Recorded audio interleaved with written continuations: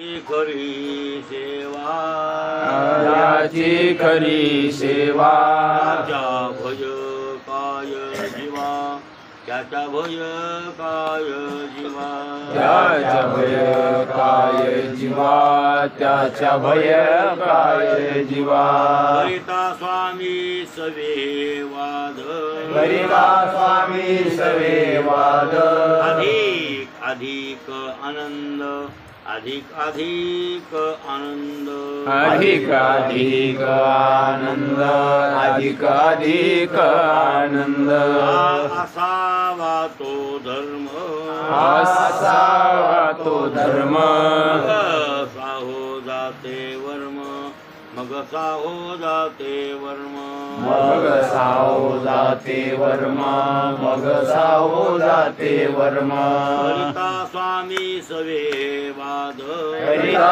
स्वामी सवे वाद अधिक अधिक आनंद अधिक अधिक आनंद अधिक अधिक आनंद अधिक अधिक आनंद आवदे वाग्देवी आवदे वाग्देवी तुका विठ्ठली गौरवी तुका विठ्ठली गौरवी तुका विठ्ठली गौरवी तुका विठ्ठली गौरवी करिता स्वामी सवे वाद करिता स्वामी सवे वाद अधिक अधिक आनंद अधिक अधिक आनंद अधिक अधिक आनंद अधिक अधिक आनंद प्रस्तुत प्राप्त प्रसंगी सेवेसाठी निवडलेला अभंग दररोजच्या पाठातील जगदुरु तुकोबराच्या गाथ्यातील देवडीकरांच्या प्रतिप्रमाणे 304व्या क्रमांकाचा आपला अभंग चालू आहे.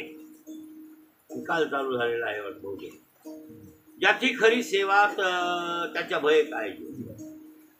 तुम्ही भिजलीत काही की समजतो नाही बघ भिजलीत कपडे वळले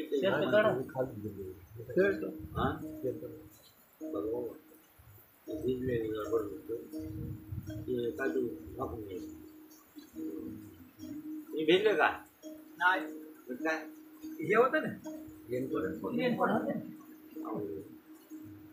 पाऊस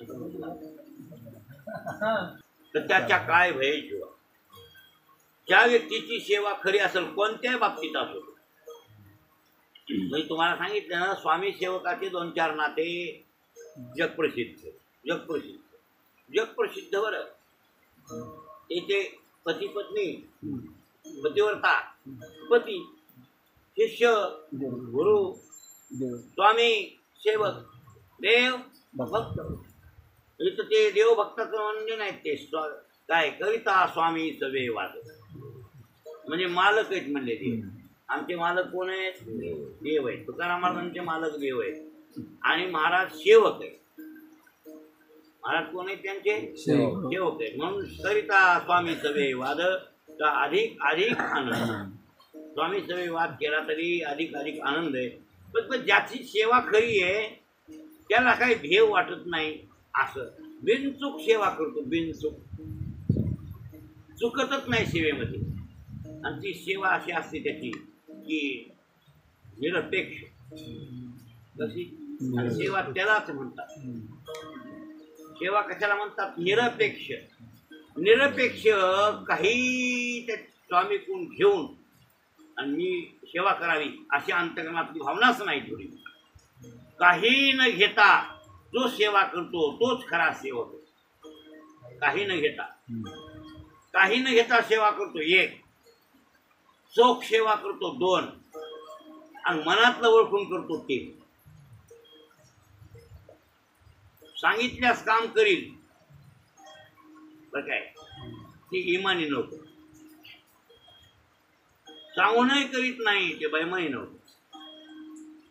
सांगूनही नीट करीत नाही आणि न सांगता त्यांच्या मनातलं ओळखून करतो तो सेवक. 1 नंबरचा सेवक असा त्यातला अर्थ. सेवक त्याला म्हणतात की सेवेमध्ये थोडीही चोरपणा नाही उचराईपणा नाही. मनातलं ओळखून कोण्या रात्री बेरात्री काही असो तर ते त्या टायमाला ते करतो. त्याचं नाव आहे सेवक. सेवक पण नाही म्हणता येत नाही महाराज. नोकर पैशानं मिळतात नोकर पैशाने मिळतात आणि सेवक नशिबाने घ्यावा लागतो.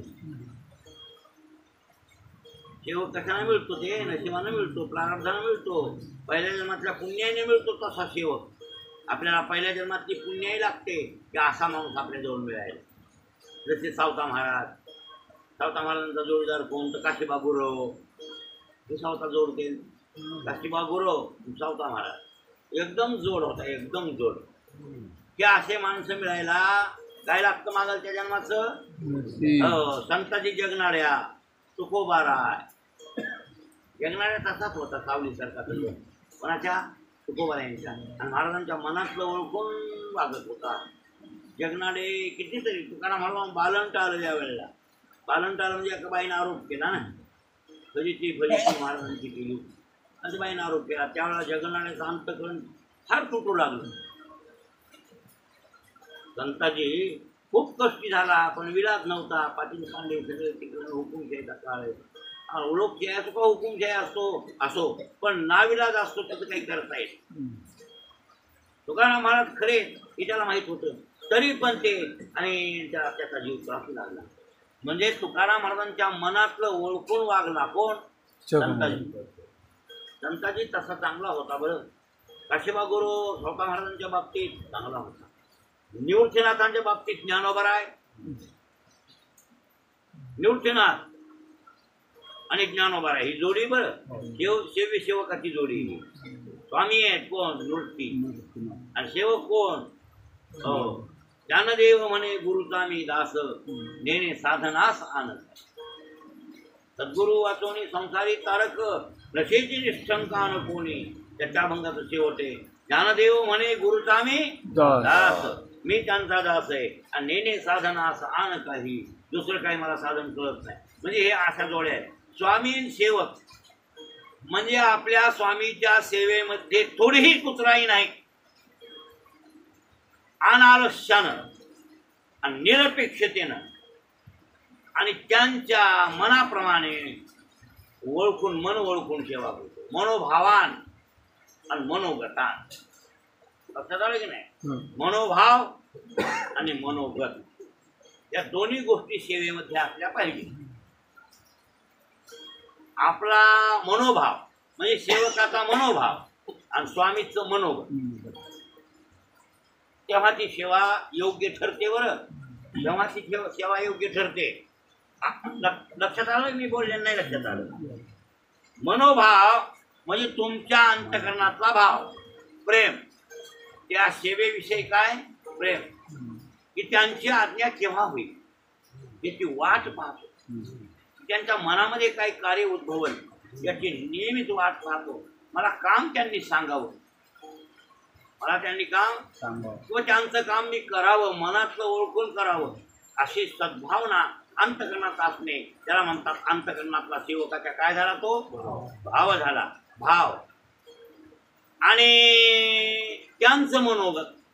मग तुमचा भाव आहे आणि त्यांच्या मनात नाही, तर मग ती सेवा खेळ ठरते. ती सेवा काय ठरते? गृहीत धरा त्यांचं जेवण झालंय आणि आपण बळच वाढायलो, तुमच्या मनोभावातून वाढायलो, जमतं का? त्यांना एखादा पदार्थ कसा झालाय? जास्त झालाय, एखादा खाऊ वाटत नाही ते पदार्थ, तर हे मला भावातून नाही, गुलाबजामुन घ्या घ्या घ्या असं म्हणून वाढलं. तुमचा मनोभाव जरी असला, त्यांचं मनोगत आहे का तिथं? त्यांचं मनोगत नसल्यावर काय फायदा आहे? हा, बाईने किती आवडीनं साखर टाकून चांगले पदार्थ केले, चांगले साखरेचे, आणि याला डॉक्टरने सांगितलं साखर बिमारी अजिबात तुला जास्त आहे, साखर खायची नाही. साखर खाल्ली की तुला चक्र आल्याशिवाय राहणार नाही, तू उलट्या होऊन पडशील, असं काही सांगितलं डॉक्टरनं. आणि ते खरंही होतं. आणि ह्या बाईच्या मनोभावानं बाईनं मनोभावातून साखरेचे पदार्थ केले होते.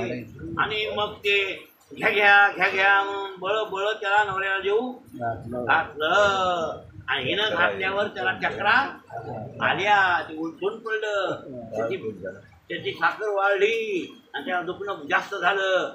मग हे सांगा सेवा झाली काही नाही का? बाईचं जरी बाईचा मनोभाव असला तर मालकाचं मनोगत होतं का? नाही. म्हणजे मनोगत आणि मनोभाव या दोन्हीचा जोड लागला पाहिजे आणि त्याला म्हणतात स्वामी सेवक. सांग तुझी सेवा कोण्या भावे देवा तोडसी. हा कैसा ध्यान आणू कैसा लक्ष आणू कैसा मी वाणू कैसा तुझं. महाराज काय तुकाराम महाराजांनी देवालाच विचारलं, देवा कैशी करू भक्ती. आपण करतो ती भक्ती देवाला पडत नाही. आता नाही तुम्ही काही म्हणले तर काय होते. पंढरपूरला जायचं बरोबर आहे, याचं लुचायचं त्याचं लुचायचं त्याचं लुचायचं, कीर्तन ऐकायचं नाही काही नाही, ते असं मकर वागायचं आणि बारीला पटत नाही. त्याला हे पटत नाही होत होते पटत नाही त्याला. ते काय करायचे त्यांना सांगितलंय. ते काय म्हणला, काय म्हणले आपले महाराज, चंद्रभागे स्नान विजित हरी कथा आणि समाधान चित्ता सर्व काळ. बरोबर आहे ना, समाधान चित्ता सर्व काळ रे. हा चंद्रभागेची आंघोळ करायची बरं काय. विधी काय, हरिकथा कीर्तन प्रवचन भजन ह्याच्यात मग्न राहायचं, समाधान राहायचं बस. हे देवाचं दर्शन, हेची देवाचे दर्शन सदा राहे समाधान. झालं देवाचं दर्शन. आणि हे सोडून देऊन बाकी काही नाही, कुठं नाही. बारीला लागायचं, लागला बारीला 15-20 फूट तिकडे सोडून मन त्याच्यातून बी कोणी आणि कोणी म्हणला ना या इकडे पुढे आलेच बरोबर आहे. या या या या आपली माणसं इकडे पुढे चला चला चला गेले. आवडत आहे त्याला काय पटत हे देवाला. काय हे दर्शन आहे, हे दर्शन नाही, हे परदर्शन आहे. आणि परदर्शन असून स्वामीला दुःख आहे याच्यामध्ये, स्वामीला आनंद नाही. हजारो वारकरी उन्हात तानात कालपासून बारीला लागले तर त्यांना अन्न नाही, पाणी नाही, चहा नाही. काही निष्ठावंत लोक आहेत बरं, बारी सोडून बिलकुल हालत नाहीत ते. घुसाघुसी करणार नाही, म्हणला घुसायचं तर घुसू जातो, पण आपल्याला घुसायचं नाही. अशा निष्ठेनं काही काही उभे बिचारे अन्न पाण्याचा त्याग करून बारीला लागले. आणि त्या पांडुरंगाला जितक्या दुःख व्हायले आणि दगडाच्या पांडुरंगाच्या पाया पडायला निघाला. कोणतं छानपण आहे. आणि खरं देवाच्या दर्शन जर असेल तर देवाच्या पायावर दर्शन केल्यापेक्षा देवाचं ध्यानात दर्शन करा, म्हणजे ज्ञानातून. कीर्तन प्रवचन हे खरं दर्शन आहे. कीर्तन भजन प्रवचन सोडून पाया पडायला जाणं मूर्खपणा आहे. म्हणजे आपल्या स्वामीला काय पाहिजे, त्याच्या आवडीत मनातलं काय ते ओळखीलं पाहिजे. पांडुरंगाला काय आवडत आहे ते आवडे देवाची तू ऐका प्रकार. इथं तर तसं नाही. पंढरपूरला गेले की भन सुरूच आहे. गावाकडं कोणी आलं राम राम राम राम कवा आले, मी काल आलो, हे आलता परवा दिवशी, हे आलता काल. आमच्या घरी कसं काय चाललंय, कालच आला असतो, गवा आला असतो काल, आणि आजच काय चाललंय काय विचारायला काय म्हणून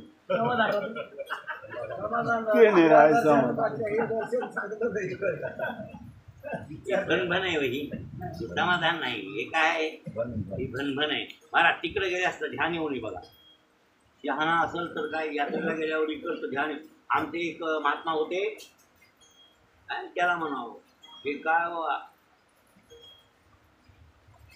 ते झोपडी जाळून जातो आळंदीला वारीला सोहळ्याला.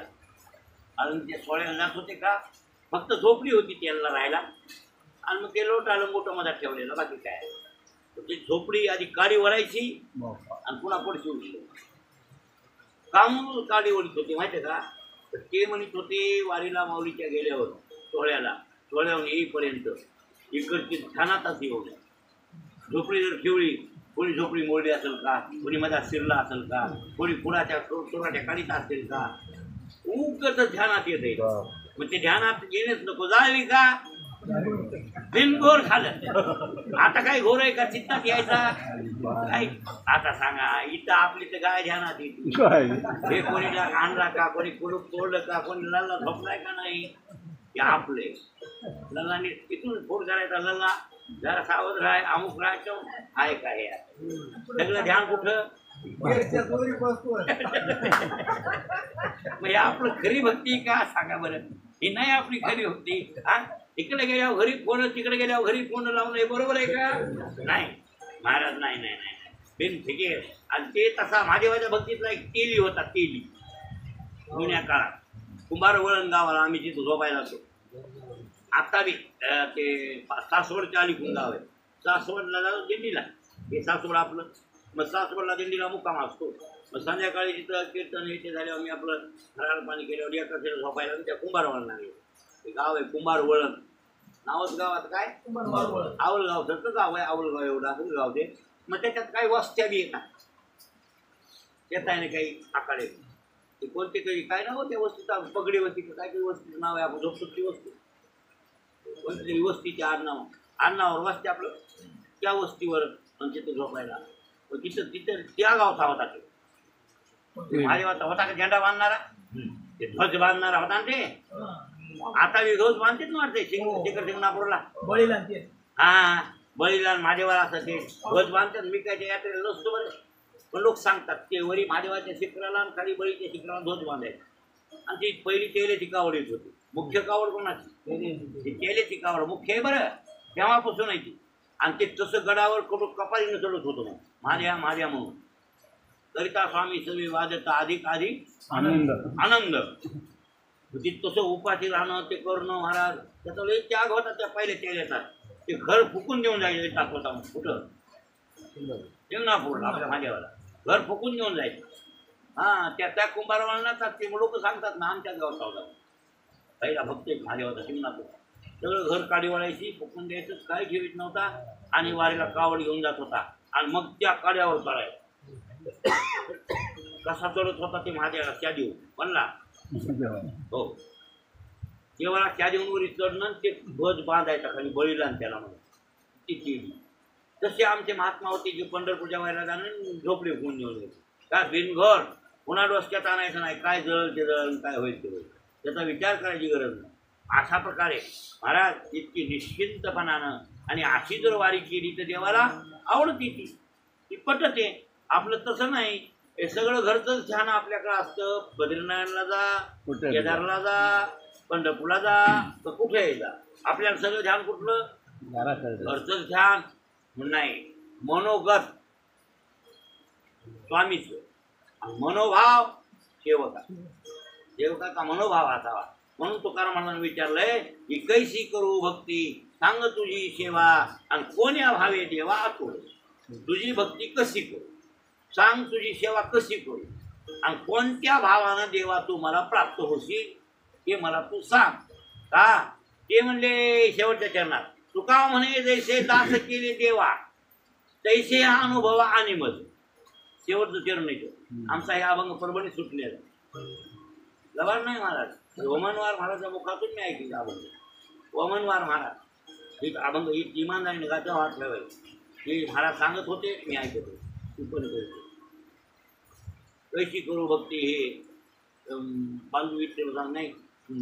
हे पुरा आला आनंदाचा लाटा उसळती प्रेमाच्या बांधू विठ्ठल सांगडी होऊन जाऊ पहिलं घडी अवघे जनगडी घालावडी भाईनो येतो नाही सर्व काळ अमुक आनंदाचे जळ तुका म्हणे थोडा पुण्य हो घाला पण दे. पाठच होत होता ते, पाठच व्हायचा अभंग, अजून मी पाठच होतो.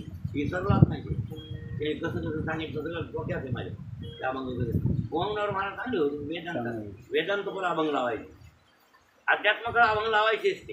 का त्यांचा त्या अध्यात्माचा अभ्यास होता म्हणून ते अध्यात्माकडे वळवायचे. ते अर्थ असतो त्याच्यामध्ये, तर ते तिथं आहे. हे अभंग सुद्धा कोणता कैशी करू भक्ती हे अभंग तिथं झालेला आहे. तुका म्हणे जैसे दास केले देवा. तुकाराम महाराज म्हणतात ज्याप्रमाणे मला दास केलं तुआ. दास कोणी केलं? आपल्याला दास कोणी केलं? देवानं नाही, देवानंच केलं. कसं देवानं कृपा केल्याशिवाय ओढ लागतच नाही देवाची. देवाची ओढ लागायला कृपा कोणाची व्हावी लागते? व्हावी लागते हो. ते मन आकृष्ट करत आणि संसारावर चित्त हरण करते, काहीतरी विपत्ती आणते. तुम्हाला वाटतं या काय आम्ही इतका देव करायलो संसारात सगळा धिंगाणा काय. हे कच्चे भक्त तिकडे गुंगत येतो, पण पक्के भक्त म्हणते नकोच हे. बायको तशी गावडे तसे मिळून करायला गेलं तर दुसरं गणपतीच माकडच पाहिले, त्यापेक्षा त्यागल्यानं बरं या उदाळ्याला. असं पक्क्याला वाटतंय. मारी पाटला तुम्हाला वाटलं का नाही तसं आहे का?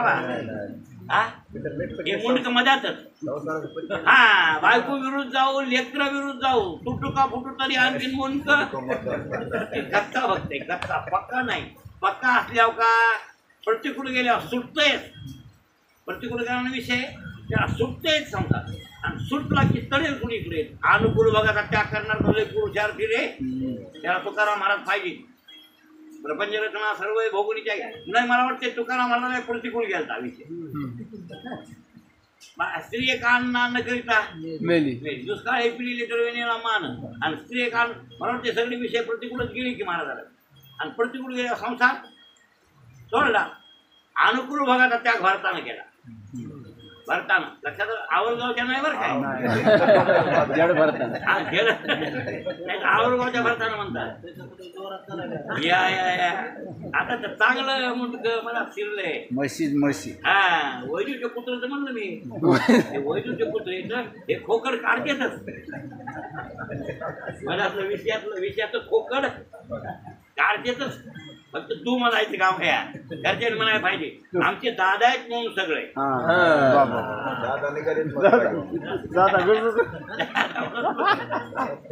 फक्त सुनाई ना आणि तुला लेकायला बुचन द्यावं पावसाचं घेऊन जाते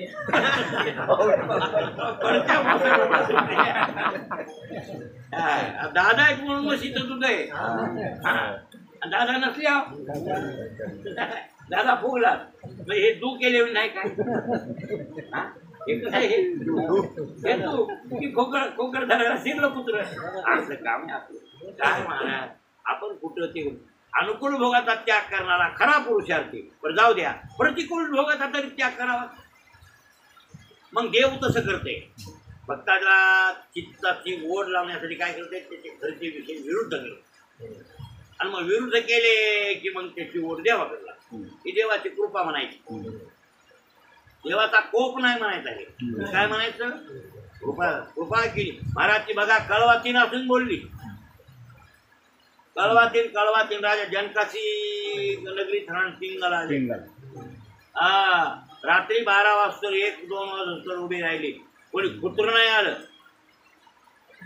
हा मग तिथं रोज कसर करत ते म्हणजे ह्या मरक्या माणसाची वाट बघते सारखी टकळा लावून तरी ते टकळा पंढरीचा नाही काय भक्ताला वाट लागली पंढरपूरच्या पौर्णमाची तुकाराम महाराज म्हणले ना काय संपदा सोहळा नावडे म्हणाला तरी ते टकळा किंवा लागाला टकळा पंढरीचा बरोबर आहे ना तसं तिला टकळा लागला कोणाचा 4 पुरुषांचा कोण 4 पुरुष येईल मला कोण भोग देईल आणि कोण मला पैसे देईल हे चित्तात ओढ लागली आणि ते चित्ताच्या मनाच्या विरुद्ध गेलं रात्री 12-2 वाजेपर्यंत मग तिचा त्याग आला तिच्या गोष्ट या मरक्याच्या नादी लागल्यापेक्षा अनश्वर परमात्मा मी जर आणि इतक्या ओढीनं वाट पाहिली असती त्याची तुम्हाला प्राप्त झाला असं पिंगलेला वाटलं आणि पिंगलेनं मनपूर्वक मग भगवंतालाच मी वरील आणि त्याच्याशी संलग्न होईल आणि त्यालाच मी भोगील त्या परमात्म्याला परमपुरुषाला त्या अंतरात्म्याला असा निश्चय केला आणि असा निश्चय करून आणि शेजेवर पोवळली कोण्या सुखाच्या सुखा म्हणे नाही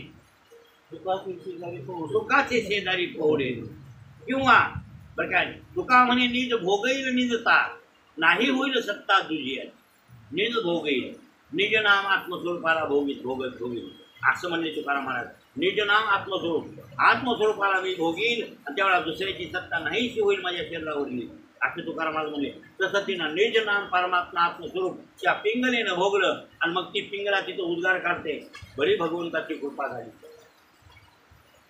माझ्यावर कृपा झाली म्हणून मला चित्ताची ओढ भिक्षुकीतातला भिक्षू सुद्धा तेच बोलतो माझं धन भगवंतानं हरण केलं आणि म्हणून माझ्या चित्तात त्याची ओढ उपकार केला असा भिक्षुही बोलतोय भागवतामध्ये आणि मग हे प्रतिकूल विषय गेले तुकाराम महाराजही बोलले श्री द्यावी देव भक्ता लागे करुणे दी संसार अंगे वारावार करुणी ठेवी श्री द्यावी गुणवंती तिथे गुंती आशा या लागी कर्कशा करुणी ठेवी धन द्यावे तरी अंगी भरेल ताटा म्हणून करंटा करून ठेवी बरं झालं म्हणले ते बरं झालं असं केलं ते म्हणजे माझ्या चित्ताला ओढ लागली परमात्म्याची अहो देवानं हे घरचं विद्रूप केलं तर कोप झाला देवाचा म्हणायचं नाही काय झाली कृपा झाली त्याची कृपा झाली आणि आपल्या चित्ताची ओढ त्याच्याकडे आपली लागली. असा अंतकरणातला भाव तयार व्हावा आणि असा अंतकरणातला भाव तयार झाला की मग देवाला विचारावं कैशी करू भक्ती, सांग तुझी सेवा. मग तो आम्हाला दास केलं. हे सगळं माझं धन द्रव्य बायका पोरं हे हरण केलेत आणि मला चित्ताची माझ्या चित्तात तुझी ओढ लावली. तुका म्हणे तैसे दास केले देवा, मला हे दास तू केलं आणि तैसे हा अनुभव आणि मग आता अनुभव आणून दे. मी भक्ती कशी करू, तुझी सेवा कशी करू आणि कोणत्या भावानं तुम्हाला प्राप्त होतील असं म्हणायचे. कोणला? तुकोबारायांना. म्हणजे भक्ताचा मनोभाव आणि देवाचं मनोगत. म्हणजे स्वामीचं मनोगत आणि सेवकाचा मनोभाव. आणि असं मनोभाव मनोगत ओळखून सेवा करतो तो सेवक. लक्षात आलं? ते न सांगता करतो तो सेवक. सांगितल्यास करील. तुम्हाला म्हणलो की सांगणारा सांगून करणारा नोकर नाही, सांगूनही नीट नाही करणारा बैमान. बरोबर आहे? आणि मनात ओळखून करणारा जैसे स्वामीच्या मनोभावा, जैसे स्वामीच्या मनोभावा न चुकीचे हेची परमसेवा, येरतो पांडवा वाणिज्य करणे. वा वा वा. बघा अशी वर्मसी गोवी देवी विष्णू काय काय काय म्हणले नाथराव?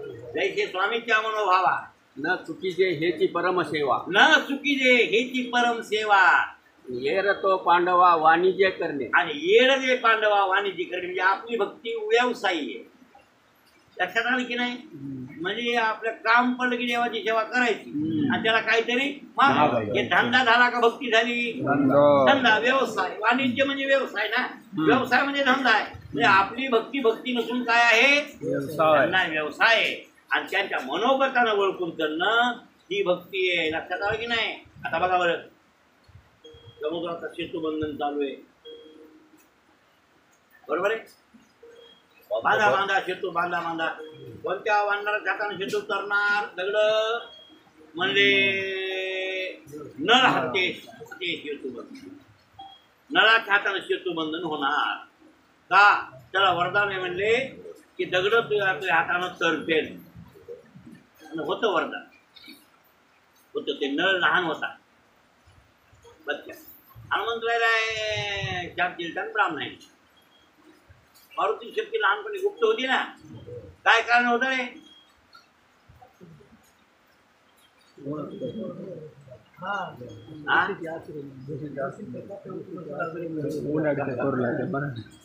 लहान होती मारुती वानर चेष्टा लहान. आणि ब्राह्मण गंगाच्या ह्याच्या नदीच्या काठावर मुद्दाम झोपड्या बांधायच्या कामून ध्यान धारणा कराय. पाणी कोणी पहिल्या काळात ते घरं गावं गंगाच्या नदीच्या काठावर होते का? आणि पहिले पाणी कुठले होते? नदीचे गंगाचे हिरी सुद्धा नव्हते गावायला. तेच पाणी आंघोळ यायला, तेच सगळे रोज नदीला गंगाला लोक जात होते आंघोळ यायला. मग त्या ब्राह्मणाला साई सोयीसाठी गंगाच्या काठावर झोपड्या बांधलेल्या. या मारुतीनं झोपड्या उचलायच्या डोंगरावर नेऊन टाक. लहान होतो इथल्या झोपड्या उचलल्या आणि घाटल्या हा करायच्या माळा पासा बोलतो. आता कसं करायचं? मग ते असं करू लागले म्हणून त्यांनी शाप दिला. शाप नव्हे, ते वरदानच एक प्रकार. तुझी रामाची भेट होईपर्यंत शक्ती गुप्त राहील. रामाची भेट झाल्यावर तुझ्या शक्ती तोपर्यंत तुझ्या शक्ती राहणार नाही. त्याच्यात वर्णन आहे महाराज. जसं तरुणपणा येईपर्यंत नवयवशिकेचं मुलीच्या अंगातली जी काही काय शक्ती आहे, मदन आहे, उत्तर नवयौवन आल्यानंतर ती मुक्ती होती. त्याप्रमाणे तुझी शक्ती राम भेट झाल्यावर प्रफुल्लित होईल तोपर्यंत सुप्त असं सांगितलं ऋषींनी. एक प्रकारचं एक शास्त्राचं वरदान. तसं नळ काय करीत होता रे? नळ लहान काय करीत होता? लहान शालिग्राम ब्राह्मण पूजा करायचे शालिग्रामाची. आणि ते शालिग्राम पूजेचे त्या नळ बांधणाऱ्यांना उचलायचे आणि गंगेत कुठे बुडणार नव्हतं. ब्राह्मणांना आता कशी काढा पाण्यातून, किती बेजारी, काय खबर, अवघड सगळं. मग ते शाप देऊन टाकला. मूर्खा, तुझ्या हातानं दगड तरतील पाण्यात, बुडणार नाही. म्हणजे जरी टाकली तर आम्हाला आणाय तरी येतील ना. म्हणून बामणाने शाप दिला. ते शाप नसून वरदान ठरवलं आणि बांधला. नाही नळाच्या हाताने शेतू बांधला नाही. नळ नावाचा बांधला शेतू बांधायला झाले कामाला सुरुवात. आणा आणा दगड आणा आणा. धरली दोरी. त्याच्या उजव्या हाताखाली किती, डाव्या हाताखाली किती, भलतं वर्ण नाही ते रामायणामध्ये. असो त्याची दोरी धरली आणि पहिला दगड त्याला मधात टाकला की डुबकून मधात गेला. ते खमिंडीत बांधू लागला. मी माझ्यासारखा शेतू बांधणारा कोणीच नाही. माझ्या हातानं दगड तरते. बघा आता वरदान पडलाय, पट्ट्याला आहे. आता पट्ट्या म्हणलं की मग गेलं. हा ते बुडाला दगड. एक दगड पुन्हा दुसरा दगड टाकला, तिसरा टाकला तरी बुडाला. कसं व्हायले जांबून म्हणला काय कमाल म्हणला. आज कसं व्हायले काय कोणला ठाऊक म्हणलं, मला कळत नव्हतं. सगळं मलाच चालले काय करावं काय. जांबवान म्हणला की हनुमंतरायला विचार, त्याला वर्म माहिती आहे सगळे तुझं व्हायला ते. मग नळ गेला, मारुती सगळं तर बुडायचो. कसं करा ते म्हणले तुझं चुकलं. तू मजानं दगड करते ताकी घमेन धरली. हे अभिमान तू टाकून दे. एक रामाला शरण जाय, रामाच्या पायाचं चरण तीर्थ घे आणि रामाचं नाव घेऊन दगड टाक. जर नाही तरला तर मला विचार. ही शक्ती तुझी नाही, ही शक्ती परमात्मा तुला कळणार आहे असं म्हणले. आणि मग ते काम आणि तसं त्यानं केलं आणि तसं केल्यावर काम सुरू झाला. सेतू मग पहिल्या दिवशी किती झाला रे सेतू? पहिल्या दिवशी किती झाला इथं रामायणाच्या मग कळत नाही.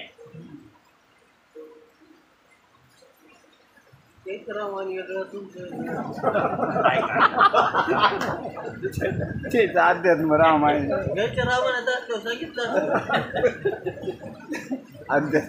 झालं हेच नव्हतं.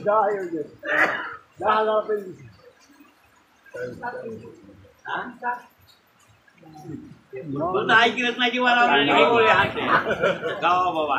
गावा बाबा काय खरंय रे? एक तरी रामायण पहिले पारायण केला असेल काय ना?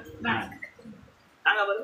आता तिथे लल्लाला कोणतरी काहीतरी मुंच्यावर लागलं लल्लाला रामायणात चालत आहे. मी म्हणलो मग आपलं खरं बोलणं असतं. लल्लानं पहिलेपासून शेवट रामायण एक तरी पारायण केलं काही नाही. पहिल्या अध्यायापासून 297 अध्याय किती, कोण्या कांडाचे किती हे सांगतो. पहिल्या कांडाचे किती, बालकांडाचे किती, नाव उत्तर अरण्य सगळे अयोध्या सगळे विचारा सांगतो. एकूण टोटल करा 297 अध्याय किती. मग मी पहिला प्राथमिक शाळेत रामायणाच्याच गेलो रे. प्राथमिक शाळेतला विद्यार्थी कोणी आहे?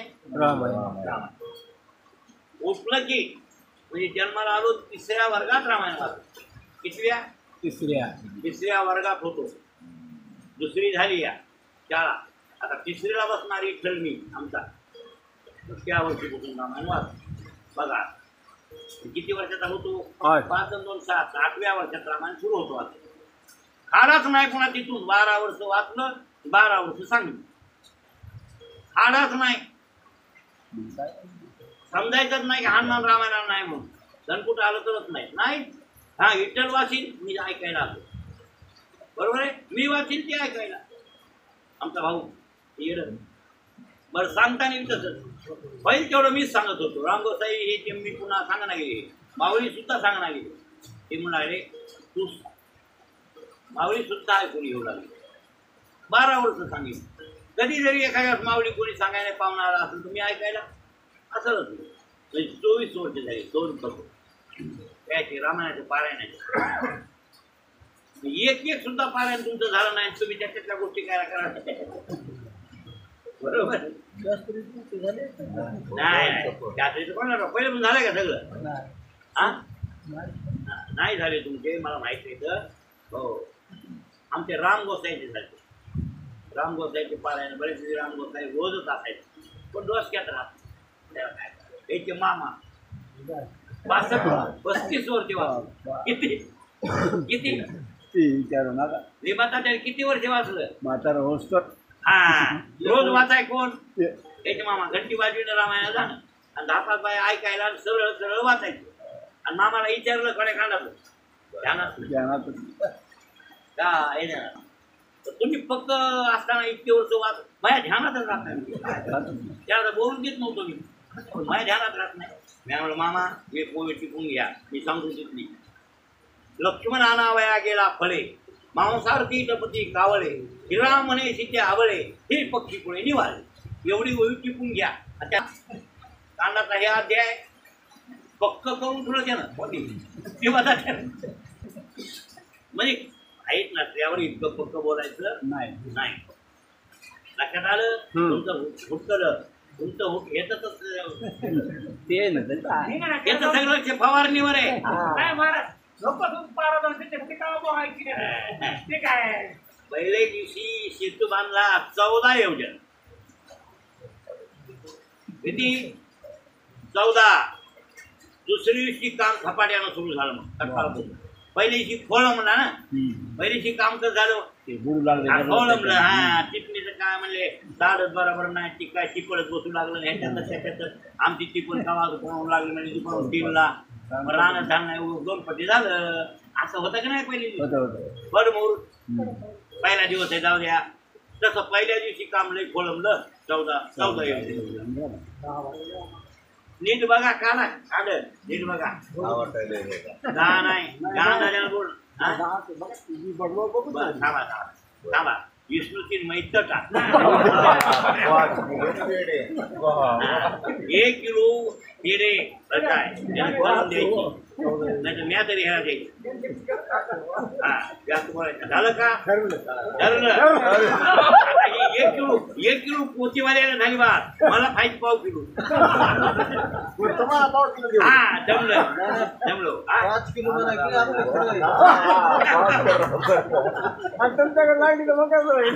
लागू द्या. झालं का? एवढ्याची करायची तुझ्या मनावर 5 किलोची कर 10 किलोचं बोलणं कर, मी तयार आहे. एकर राहून म्हणे आता ते 1 एकरवर मी कुठलं देऊ? मी कुठलं का ते खायला ठोडे 6 एकर ठोडे का? त्याला बोलणं केल्यावर नाव तर तुम्हाला मी मेल्यावर तुम्हाला आहे. जेव्हा तोरातून काय गेली मी मेल्यावर तुम्हाला तोवर खायला मला राहू द्या. मी जिथं आहे तोवर. आता इकायचा अधिकारी का आपला त्याला म्हणल्या हा मी इकाय ठोडे 1.25 एकर ते देवाला ठुलं या कृष्णाचं. बरोबर आहे ना? आता ती कसं याला देऊ? हा हे देईल एकर भर राहणार त्याच्यापेक्षा हाय आपल्याशी काय 1 किलो केले बस झाले जाऊ दे. 1.25 किलो बरं काय? 1.25 ठरलं ना? 14 योजन झाला. मी म्हणायला आता सांगायला ऐका. दुसरी झाला खोळंब झाला. काय करावं? खोळंबलं काम खोळंबलं काम झालं नाही. दुसऱ्या दिवशी जरा झपाट्यानं काम सुग्रीव राजा स्वतःच म्हणला बा तिथे गोवी काय करावं? सुग्रीव राजा म्हणला पहिलीची काम 14 योजन झालं. शेतूचं 100 योजन कवा व्हावा. मग जास्त दिवस लागला की पुन्हा राक्षस विघ्न करते. त्यासाठी मालक उठल्याशिवाय काम होणार नाही. काय कोणी विचार केला? हे सुग्रीव राजानं. तिथं ती ओवी बघा. आणखीन मला फोनवर ओव्या विचारतात लोक. ते सोनपेठला गोरे गुरुजी कीर्तन करतात ना, सोनपेठला गोरे मास्तर माझे आहेत ना ते ऐकून घर येते. मी सदा उतरून ठेवायला माहिती आहे ना. ते गोरे सरला लक्षात येणार ती ओवी. त्याला अर्थ कळणार गेला. मला फोनवर विचारला. मी वडगाव पाठीवर होतो. जीप चालली होती. महाराज तुम्ही कुठे? मला जीपमध्ये प्रवासात. बाबा बाबा बाबा आणि माझ्यासमोर तो ओवी म्हणले ध्यानात येणार ते अर्थच कळणार. मॅडम सांगा चलत चलत सांगा तुमचा अर्थ सांगतो. कुठली ओवी? म्हणजे सेतुबंधनातली. काय ओवी? म्हणजे स्वामी विन नव्हे कृष्ण. काय हा काय म्हणले? स्वामी वीर नवे कृष्ण. हा ते शब्द करणार येणार. स्वामी विन नव्हे रण आणि स्वामी विन सेतुबंधन सर्वथा झालं होईल. काय म्हणणार राजा सुग्रीव? मालक नसल्यावर बराबर शेती होत नाही. आपण घरी बसतो घरी शेतात लावून देतो. काय महत्वाचं येत नाही. फवारतेत काय गावताला जा इतका औषध फवारा, बरोबर आहे. आणि तुम्हाला खरं करीत होते हो आमच्या शेजारी मामाची घरी करीत होती काय महाराज. लय हाताची गठुडी शेवटी की नाही कुठे टाकून ये वज घरला न्यावा लबाड नाही महाराज. लय पाप केल्या लोकांनी करून न्या पण या मला राग येत आहे कारण का वागविलेच ना म्या. जोडलेच होते ऊसात हा टाकाय दिले तिकडून निंबा हाणतेच हाणतेच महाराज हाणतेच. वजन बरोबर काढीत नाहीत. रान घ्यायचंय का मग कसंही घ्यायचं, बसायचं बसायचं बसायचं आणि दामटायचं, बरोबर आहे. रान झालं असं म्हणायचं. म्हणजे खरा मालक सगळं आपल्या शेती जी होती या तशी बिना मालकाची शेती बरोबर होत नाही असं म्हणले रामायणात. हे मला वाटते संतांच्या दृष्टांतात व्यवहार आहे आणि सिद्धांतात परमार्थ आहे.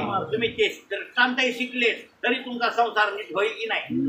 काय म्हणले तिथं नाथ महाराज, स्वामी विन नव्हे कृष्ण, स्वामी विन नव्हे रण, आणि स्वामी विन सेतुबंधन सर्वथा जाण होईन.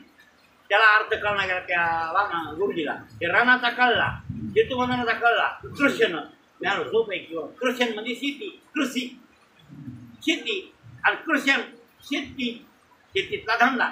म्हणजे मालक संघ नसल्यावर शेतीतला धंदा बरोबर होत नाही. मालक संघ नसल्या युद्ध प्रसंगात बरोबर युद्ध होत नाही, लढाई बरोबर जिंकल्या जात नाही. त्याच्यासाठी कोण पाहिजे माग,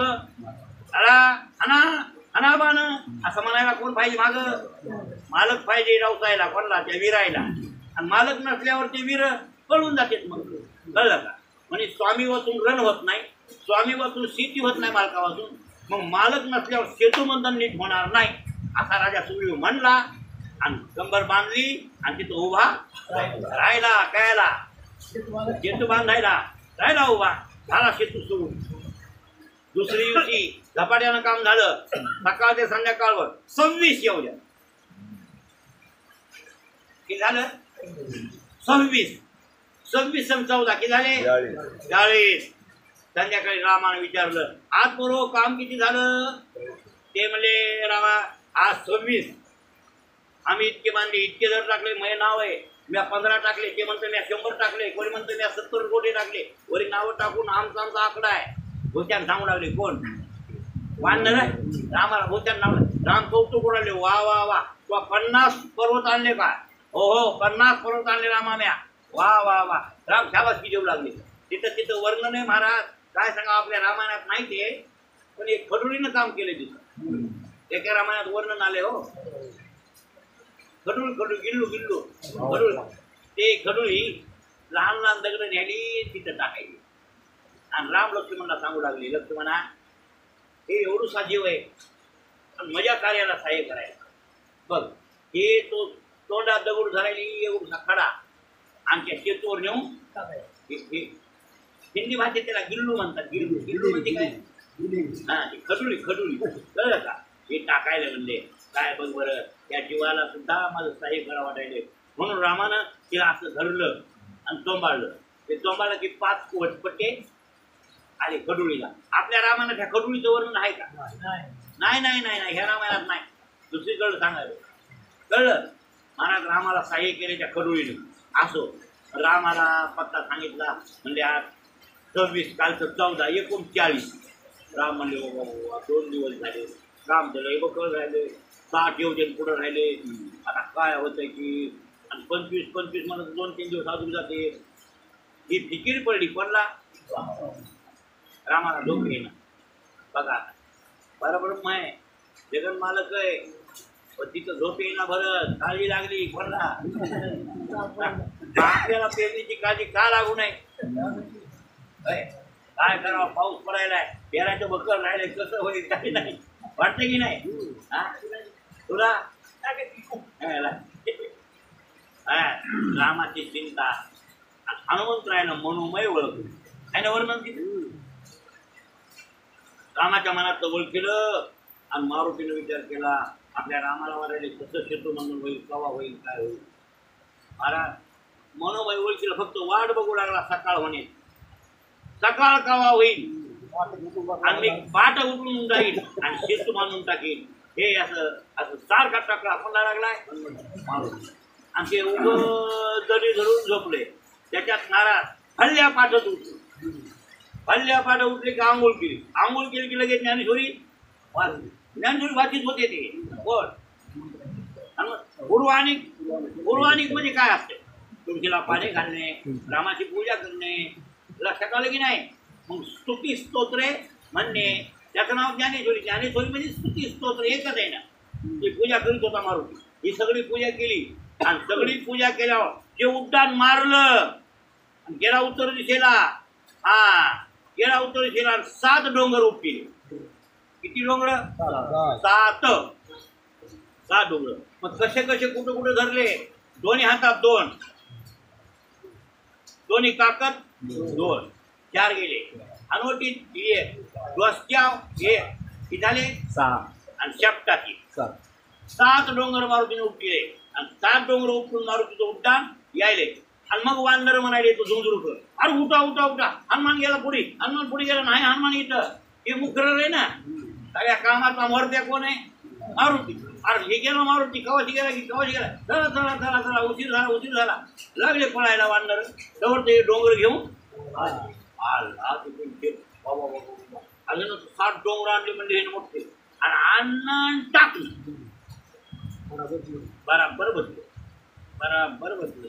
7 डोंगर होते तर 7 योजनाचा 1 डोंगर होता. 7 योजनेचा 7 49. बरोबर आहे. एका झटक्यातच 49. हे 40 आणि 49 किती झाला? 89 योजन पूर्ण झाला. आणि मग वानर आणि मग राहिले ती 11 योजन का म्हणून ज्यानं गोड लावलंय त्यानं शेंडा काढावा. म्हणून फुलावर काय त्याचं नाव निघाव कोणाचं? नळानं शेंडा काढला. मग राहिलेला 11 योजन आणा दगड आणा. मारुतीनं सगळा बांधून टाकला झाला. सेतू झाला. अरे थोडा राहिलाय. बांधा. आणि काय उशिरे वाटत ते 11 योजनला येरी झालं. बघूच तर ते वानर सांगू लागले नळाला, नीट दोरी धर. बघ मारुती सारखं ये नाही तुला. बघ मागायला बघ बरं कसं नीट आहे. इकून बघ तिकून नीट आहे. त्याला कसं बांधलंय नीट. आणि नुसतं टाकलं का विश्वकर्म्याचं वरदान आहे. म्हणला हे विश्वकर्म्याचा पोरगा आहे. कोटी जन्म घेतलेला कोण? नळ. म्हणजे सुखशास्त्राचं त्याला ज्ञान असलं तरी बापाचं वारस हक्काच आहे. नळाचा बाप होता विश्वकर्मा. त्याचा पोरगा आहे. पण हे विश्वकर्म्याचा वरदायनी या. म्हणजे बापानं जरी पोराला जन्म दिला तर सगळं शिकविलेलं असते असं समजू नका. आणि शिष्याला देऊन टाकले. ते वरदान दिले ज्यावेळेला हनुमंतीला लागलो त्यावेळेला विश्वकर्म्याचं वरदान आहे तुला सुखशास्त्र लक्षात आलं. मग हनुमंतराला बघा असं ज्ञान आहे की टाकलं की दगड बरोबर बसला पाहिजे असं डोकं आहे कोणाचं. म्हणजे भक्त कोटीचा माणूस आहे ते का वानर साधा आहे काय? भक्त आहे ना ते. महाराज ते दोरीत विपून दोरीत वानर म्हणले बघ नळा चिपड व्हायले दोरी बघ वेगळं चालली. भक्त हाणण्यासारखे येणं झाले. असं राहिलं काम पूर्ण त्या नळानं केलं. लक्षात आलं. मग रामाच्या मनातलं ओळखून केलं का नाही? मेला काय म्हणावं? सेवक. राम कोण? स्वामी. मग आता रामासंग जर काही चुकलं भुकलं तर भांडाय काय हरकत आहे? दरिता स्वामी सवे वाद अधिक आनंद. बरोबर आहे ना. आपला कालचा विषय बाजूला राहिला तर काय भीमदादा आणि कृष्ण परमात्मा हे बोललेले ते करणे करा. तुम्हाला कशावून काढलं होतं हे राजोमेध यज्ञ करा हे तिथं आणून सोडलं होतं मी. पण आज दुसरंच निघालं. तुम्ही म्हणले का मला हे राहिले इथे विषयाला